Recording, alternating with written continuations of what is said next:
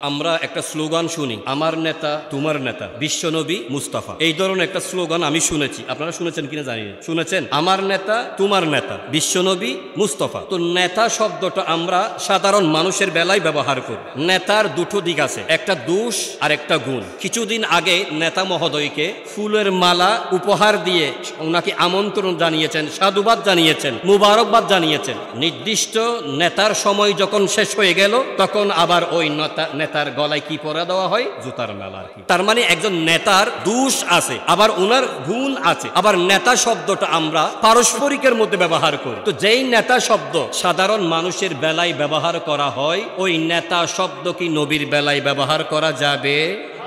আল্লাহ পাক রব্বুল আলামিন আহকামুল হাকিমিন কুরআনে কারীমের 24 নম্বর সূরা সূরাতুন নূর এর 63 নম্বর আয়াত ইরশাদ করেছেন, লা তাজআলু দুআ আর রাসূলে বাইনাকুম কা দুআই বা'দিকুম বা'দা। এই আয়াতে কারীমার আসুন প্রথমে আমরা বাংলা অনুবাদটা জেনে নিই। আল্লাহ বলছেন, লা তাজআলু দুআ আর রাসূলে, তোমরা একে অপরকে যেভাবে ডাকাডাকি করো, আহ্বান করো, সেভাবে আমার নবীকে তোমরা আহ্বান করো না। এই নির্দেশ দিচ্ছেন কে?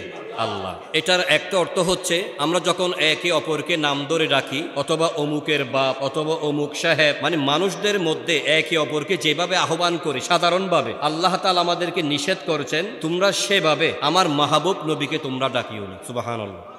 এটা হচ্ছে একটা অর্থ। আরেকটা হচ্ছে, যখন রাসূল পাক সাল্লাল্লাহু আলাইহি ওয়াসাল্লাম তোমাদেরকে ডাকে, তখন নবীজির ওই ডাককে সাধারণ কোনো মানুষের ডাকের মতো মনে করো না। আমাদেরকে যখন কেউ ডাকে, বাবা অথবা মা অথবা বড় ভাই ডাকে, যে আসতেছি, আমি কাজটা সেরে আসতেছি, এভাবে আমরা একে অপরকে বলে থাকি কিনা বলেন?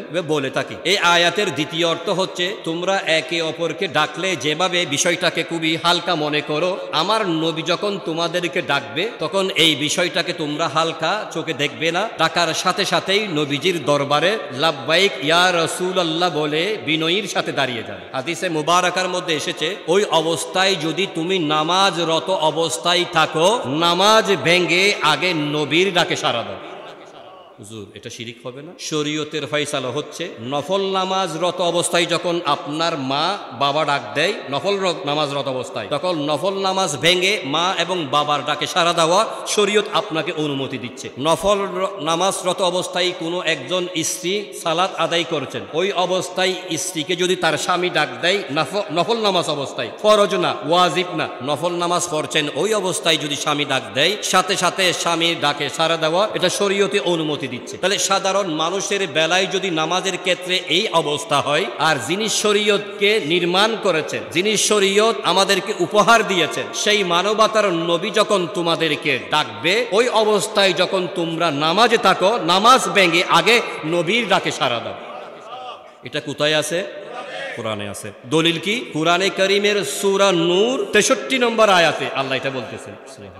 আমাদের নবীর বয়স কত এটা মনে রাখার জন্য বলে দিচ্ছি, সূরা নূরের কত নম্বর আয়াত? 63 নম্বর আয়াত। এটা মনে রাখবেন। অনেকেই মিসগাইড করবে, কুমন্ত্রণা দেবে, ওয়াসওয়াসা দেবে, আপনার ঈমান আকীদাগুলোকে এই খেলাধুলা খেল তামাশার পাত্র বানাবে আপনাকে। তো মনে রাখবেন, সূরা নূরের 63 নম্বর আয়াতে মহান আল্লাহ আমাদেরকে নির্দেশ দিয়েছেন, আমাদেরকে নিষেধ করেছেন, নবী যখন ডাকবে নবীর ডাকে সাড়া দেবে। আমরা একে অপরকে সাধারণ মানুষকে যেভাবে আহ্বান করি, তোমরা নবীকে সেভাবে আহ্বান করো।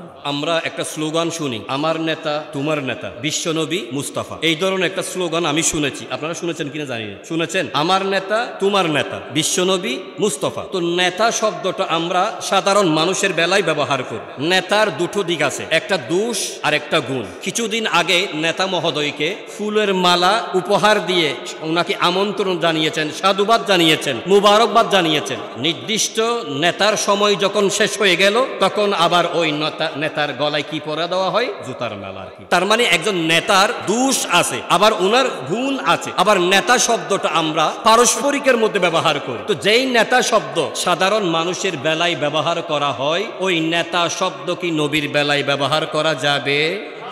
একটু আওয়াজ করে বলেন, যাবে? এখন আপনাদের কাছে জানতে চাই, তাহলে ওই স্লোগানটা কি আসলেই শরীয়ত সম্মত, কোরআন সম্মত, যেটাকে বলা হয় আমার নেতা তোমার নেতা বিশ্বনবী মুস্তাফা? এখন ওই স্লোগানটা কি শরীয়ত সম্মত? এটা কি কোরআন সম্মত? এটা বললে কি ঈমান মজবুত হবে না ঈমান চলে যাবে? চলে যাবে। সুতরাং আমরা কখনো আমাদের নবীকে নেতা বলবো না, কারণ নেতা শব্দটা আমরা সাধারণ মানুষের বেলায় বলে থাকি, ঠিক কিনা? নেতাকে ইংরেজিতে বলা হয় লিডার, যিনি সামনে থেকে লিড দেন ওনাকে লিডার বলা হয়। লিডারও একই অবস্থা, ঠিক আছে? তাহলে ইনশাল্লাহ এই ধরনের শব্দগুলো নবীর বেলায় কখনো বলা যাবে না। আল্লাহ তাআলা নির্দেশ দিয়েছেন, নিষেধ করেছেন, তোমরা একে অপরকে যেভাবে সম্বোধন করো আমার নবীকে সেভাবে সম্বোধন করো না। কোরআনে কারীমের অন্য আয়াতে আল্লাহ বলছেন, মা কানা মুহাম্মাদুন আবা আহাদিন মির রিজালিকুম ওয়ালাকিন রাসূলুল্লাহ ওয়া খাতামান নাবিয়্যিন। এই আয়াতে আল্লাহ বলছেন, মা কানা মুহাম্মাদুন আবা আহাদিন, মুহাম্মদ সাল্লাল্লাহু আলাইহি ওয়াসাল্লাম তোমাদের কোন পুরুষের পিতা নন। আল্লাহ বলছেন মুহাম্মদ সাল্লাল্লাহু আলাইহি ওয়াসাল্লাম কোন পুরুষের পিতা নন। তো আল্লাহ উনার পরিচয় কি? আল্লাহ বলছেন ওয়ালাকিন রাসূলুল্লাহ, উনার পরিচয় হচ্ছে রাসূলুল্লাহ, ওয়া খাতামান নাবিয়্যিন, উনার আরেকটা পরিচয় হচ্ছে খাতামান নাবিয়্যিন। তাফসীর কারগণ বলছেন আমাদের নবীজির 3 জন অথবা 4 জন সন্তান ছিল, তৈয়ব, তাহের, কাসেম, ইব্রাহিম। ওনারা সবাই প্রাপ্তবয়স্ক হয়ে যাওয়ার আগেই ইন্তেকাল করেছেন, নাবালেগ অবস্থায় ইন্তেকাল করেছেন। ওনারা পুরুষ হন নাই এখনো, তার মানে বোঝা গেল ওনার সন্তানগণ অপ্রাপ্ত অবস্থায়, নাবালেগ অবস্থায় ইন্তেকাল করেছেন, পুরুষ এখনো হন নাই। তাহলে মহান আল্লাহ যে কোরআনে বলেছেন এটা অবশ্যই সত্য বলেছেন। কোরআনে কারীমের এই কথাটা মিথ্যা হয়নি। কথা বলেন ঠিক কি না?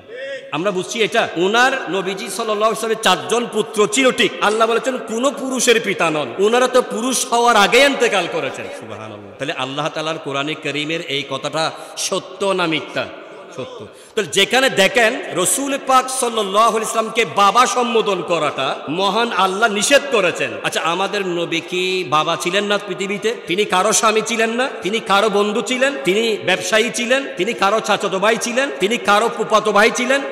এই ধরনের সম্বোধনগুলো যখন আমরা একে অপরকে আহ্বান করি, মহান আল্লাহ আমাদেরকে নিষেধ করে দিয়েছেন বাবা বলা যাবে না, বড় ভাই বলা যাবে না, নেতা বলা যাবে না, লিডার বলা যাবে না। কথা বলেন ঠিক কি না? এই নির্দেশ দিয়েছেন কে? এই নিষেধ করেছেন কে? আল্লাহ। সুতরাং আমরা চেষ্টা করব প্রিয় নবীজি সাল্লাল্লাহু আলাইহি ওয়াসাল্লামের শানে এমন কোন ধরনের কথাবার্তা না বলি যেই শব্দগুলো সাধারণ মানুষের বেলায় আমরা ব্যবহার করে থাকি। আল্লাহ তাআলা আমাদের সকলকে বোঝার জন্য তৌফিক দান করুন।